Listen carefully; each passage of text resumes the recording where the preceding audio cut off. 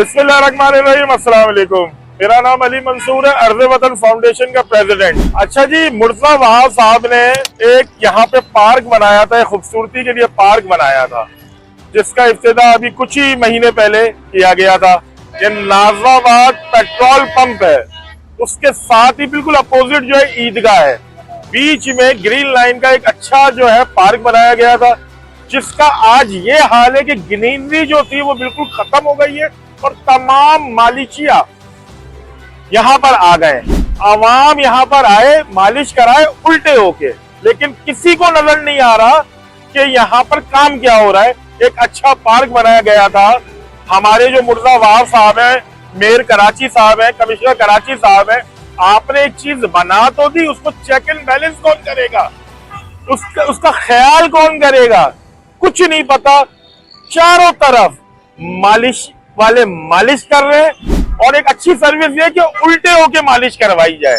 तो भाई जिसको भी आना है, अगर मुर्तज़ा वहाब साहब आपको भी अगर कहीं हाथ पैर में कहीं दर्द है तो आप भी यहाँ पर आके मालिश करा सकते हैं, क्योंकि एक बहुत अच्छी सर्विस ये तमाम मालिशिया दे रहे हैं। मुझे हैरत होती है, इतना इतना पैसा लगाकर, इतनी चीजें यहाँ पर लगा के, इतनी फास्ट सर्विस दिखाकर आप एक चीज डेवलप तो कर लेते हैं, बना लेते हैं, लेकिन उसका हाल क्या होता है? उजड़ा चमन। आज तमाम मालिशियों का यहाँ पर जो है कब्जा है और तमाम लोग मालिश कर रहे हैं, किसी को कोई फिक्र नहीं है, ना एडमिनिस्ट्रेशन है, ना यहाँ पर कोई थाना है, कोई भी नहीं है इनको रोकने वाला कि भाई एक पब्लिक की जगह बनाई थी, खूबसूरती के लिए बनाई थी, आवाम के लिए जगह बनाई थी, कोई पुरसाने हाल नहीं। ऐसी ही वाटर पंप पे भी यही हाल है, ऐसी बहुत सारी डिस्ट्रिक्ट सेंटर में, शहरों में ऐसा ही हाल हुआ है। इसके ऊपर एक्शन लें, इसके ऊपर कार्रवाई करें। आवाम को एक जब तोहफा दिया है तो उसको सर देखे भी, उसको लुक आफ्टर भी करें।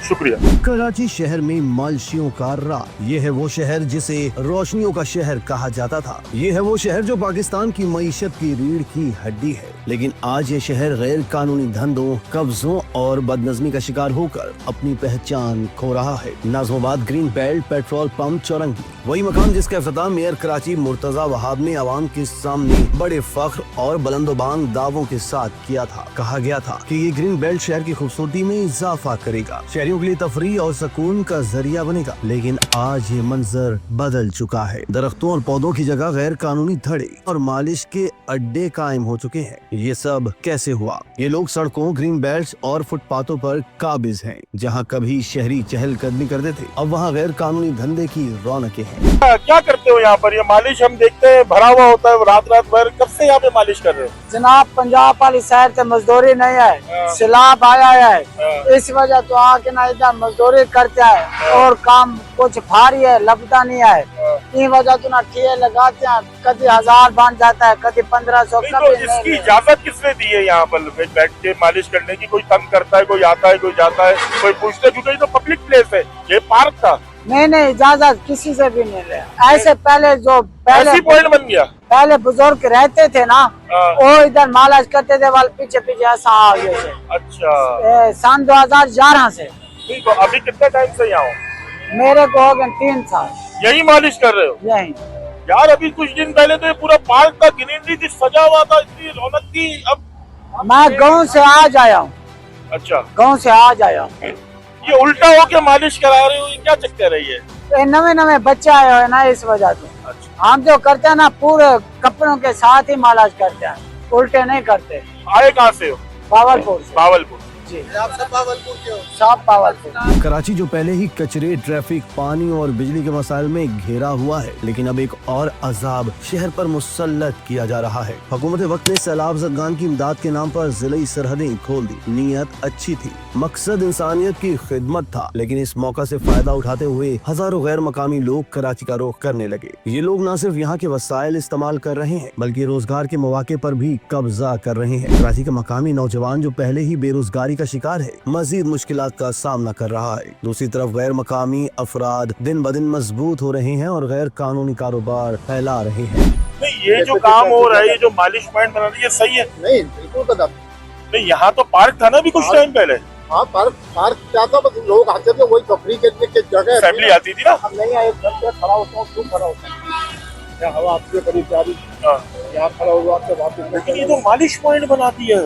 इस टाइम को ये खुद बना देते हैं, ये सब बनवा देते हैं यार। बोले नहीं बोले आप हमसे। ये सब बनवाते हैं यहाँ के लोग, ऐसे बाहर कोई नहीं होता, ये लोग बनवाते हैं। कौन लोग हैं? इनका मेन कोई बंदा पता है?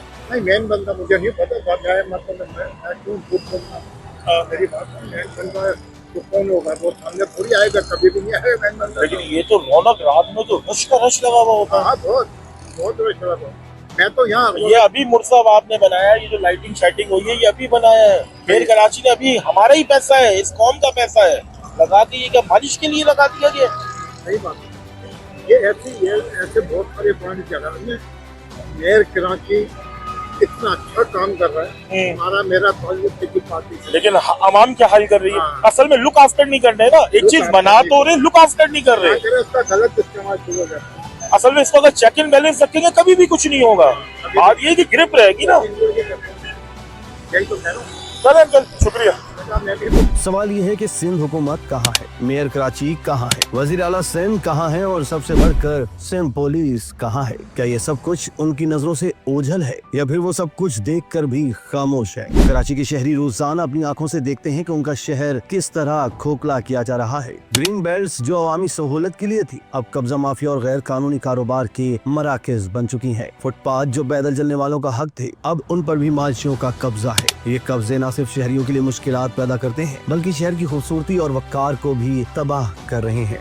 नाजरीन, सिर्फ यही नहीं, इन गैर कानूनी सरगर्मियों के पीछे छुपी जराइम की दुनिया भी है। मालिश के नाम पर शुरू होने वाला धंधा अक्सर दीगर गैर इखलाकी और गैर कानूनी कामों का भी जरिया बन जाता है और सब कुछ खुले आम हो रहा है। लेकिन कानून खामोश है, पुलिस खामोश है और हुक्मरान अपनी कुर्सियों पर चैन की नींद सो रहे हैं। कराची के शहरी चीख रहे हैं, वो सवाल करते हैं कि हमारा कसूर क्या है, हमारे शहर को क्यों बर्बाद किया जा रहा है, हम पर क्यों बाहर से आने वालों को मुसल्लत किया जा रहा है और क्यों हमारे अपने हुक्मरान इस बर्बादी पर खामोश है। दोस्तों, कराची की सड़कों पर आपको ये मंजर हर जगह मिलेगा। कहीं ग्रीन बेल्ट पर चारपाई रखी है, कहीं सड़क के किनारे दुकान नुमा अड्डा बन गया है। ये सब कुछ शहर के हुस्न को निगल रहा है। अगर यही सूरत हाल रही तो कराची का मुस्तकबिल क्या होगा? क्या ये शहर जो पाकिस्तान की मईशत चलाता है खुद अपनी बका की जंग हार जाएगा? क्या ये शहर जो कभी तरक्की और खुशहाली की अलामत था हमेशा के लिए गैर कानूनी धंधों और कब्जा माफिया के हवाले कर दिया जाएगा? कराची आज पुकार रहा है, ये अपने लोगों को बुला रहा है और पूछ रहा है, कौन है जो मेरा साथ